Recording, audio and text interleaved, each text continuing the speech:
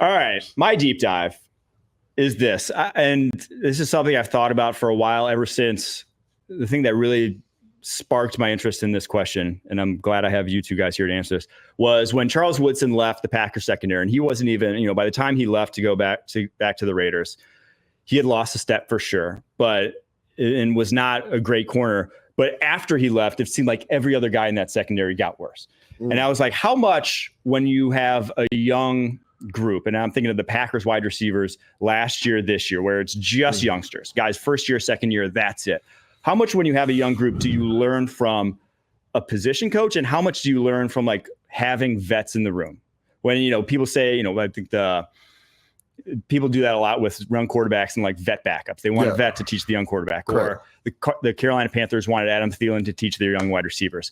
How much, when you guys were in the locker room, did you learn from the vets, and how much do you learn from the coaches? I think every situation is unique. Correct. And I'm sure you'll say the same thing. When I came in as a rookie, I was a first rounder in 2013, and we were on the quarter system, so I wasn't able to do OTAs with the team. I showed up for rookie mini camp, and I went away during OTAs when the rest of the rookies were there, and then I came back for training camp. Sure. The best thing that ever happened to me as a football player was going to the Chicago Bears, not only because Aaron Kromer was the offensive line coach and was able to mold this ball of clay that showed up on his doorstep, but the offensive line itself was built with veterans. The left tackle was Jermon Bushrod. He was a decade vet. The left guard was Matt Slauson, who was like an 8-year vet from Nebraska. A real tough guy, New York Jet. I played against him. Really tough dude. And then the center was the most important piece, and it was Roberto Garza. He was a 13-year center from Brownsville, Texas. He was out there playing with one ACL.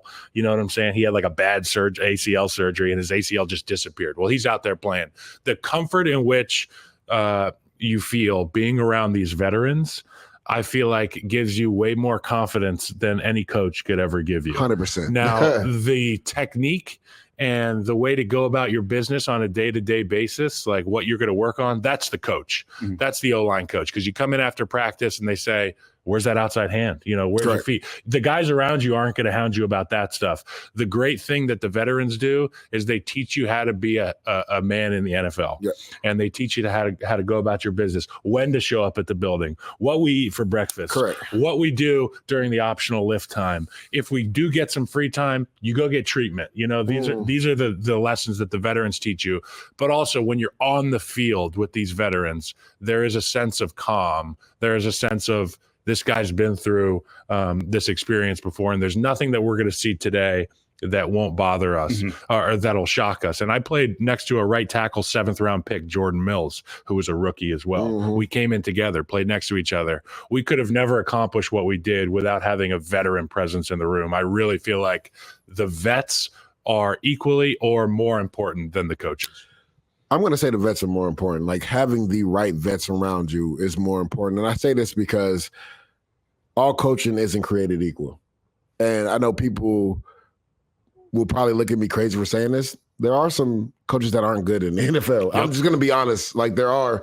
And if you don't have a veteran that can kind of mitigate what a bad coach can do, it can derail your career. Like, literally. So, like, I'm like, Kyle was blessed. My rookie year, I had Fred Robbins, Barry Cofield. OC was coming up. He had the ACL, but he was around.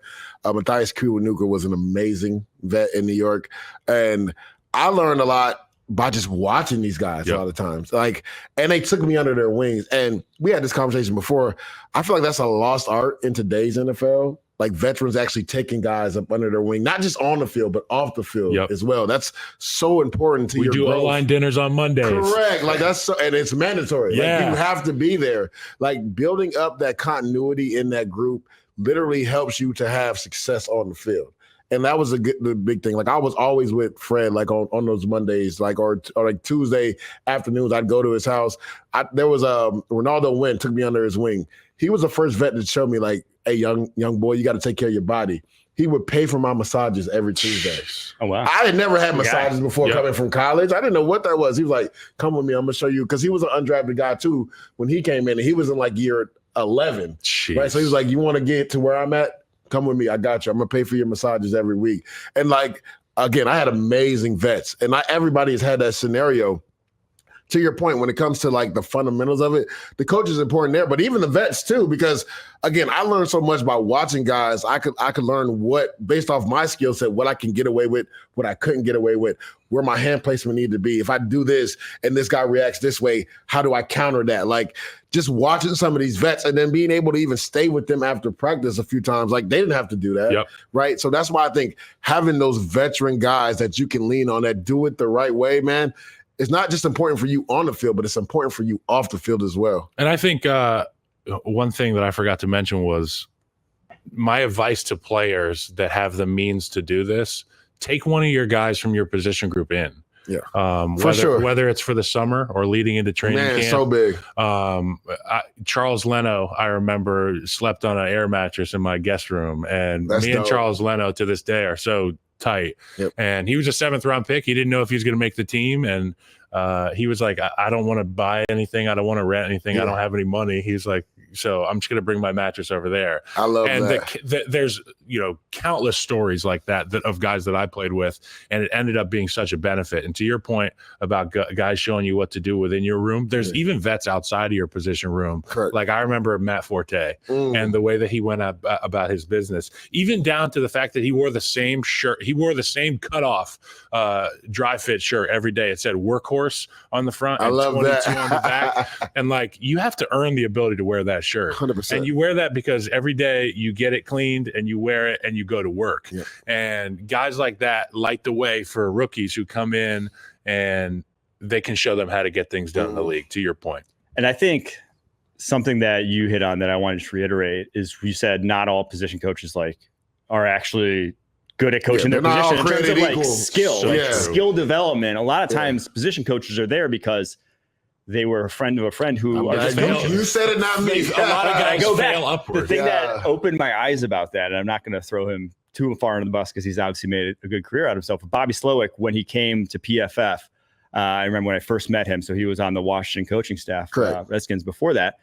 And he said he was the outside linebackers coach there. And I'm like, looking at him, Bobby Slowick's like a 5'10", 150 pound. He played D3 slot receiver. It's like Brandon Staley. I was like Kanye West talking about Lady Gaga. I'm like, does this guy know about coaching outside linebackers, right? I'm just like, what's he going to tell Brian Orakpo? And there's a lot of that goes on in the NFL. They're not hiring, the guys who people go to for like pass rushing in the offseason. Those aren't the guys that are in NFL locker rooms. It's just a guy who wants to be like an OCDC someday. It's just, so I do think, and obviously they probably care about their craft and they learn as much as they can, but there's only so much you can do if you've never been in the trenches and 100%. Done these things. Do you listen to a guy harder if he played the position?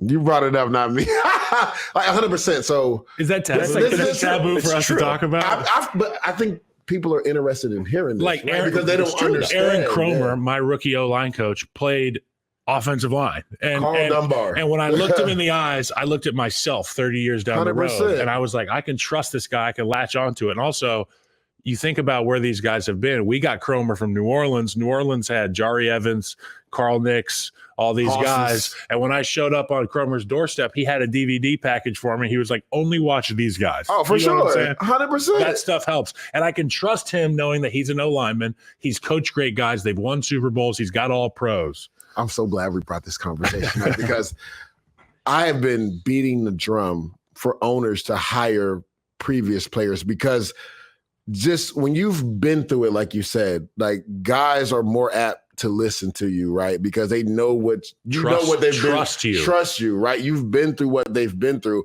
And this is why I was so excited when Detroit started having success. Because when you look at their staff, it's mostly ex-players on their team. Besides Ben Johnson, everybody else on that team played football at a high level in the NFL, right? So, I could not wait for them to have success because when you look at them, maybe owners would be like, well, look at what Dan Campbell and Aaron Glenn and my guy Calvin Shepard, right? Like all the way through their offensive line coach, I think it's Hank Farley, if I'm not mistaken. Like all of these guys played at a high level in the NFL. Maybe I should hire a guy that's actually done it before, right? Because one, look at how the Detroit Lions respond to Dan Campbell. right? They know that he would go through the fire for them. So they'll do the same thing for him every Sunday. And it's not just him. The whole staff is like that. Like the players love that staff. You just hear them when they talk about the staff in interviews, right? So like, again, when you've had a guy that's done it, especially in your position, you go hard for that dude. And I'm not saying you don't listen to the other guy because he might have learned how the position works, but it's something to be said for a guy that's actually been through the training camp and the defensive line like I have, right? That's taken on a double team, right? That's hit an offensive tackle with a chop club, that knows how to shorten the edge and get to the quarterback, compared to a guy that hasn't. Right. And that's no disrespect to the guy that hasn't. Because there are some very, very, very legendary, great 100%. Coaches that never did what we did. Yeah. I mean, case in point, Steve Spagnuolo, is one of the best defensive coordinators in football, right? Well, I think there's a difference between, though, coordinating and position coach. That is true. Like, coordinating takes a high-level view of what's going on. Coordinators aren't putting their hands on you in practice and saying, here. When Andy Heck, the coach of the Chiefs, the O-line coach and run game coordinator, puts his hands on you, you're like, damn. Like, he's done this before. He's done this before. You listen up. And I remember when I was in high school, and my dad helped out with our high school football team. He didn't go to the games. He didn't stand on the sideline on Fridays because it's like, that's y'all's game. Correct. But, Tuesday, Wednesday, Thursday, he was out there and he was working with guys who wanted to get that work. And I remember watching the way the guys gravitated towards him 100%. and watched him coach. And that's the same thing as when we get to the NFL. But also, some of these players that got a cup of coffee, as we say in the NFL, maybe they got a tryout or they got a OTA or training camp experience.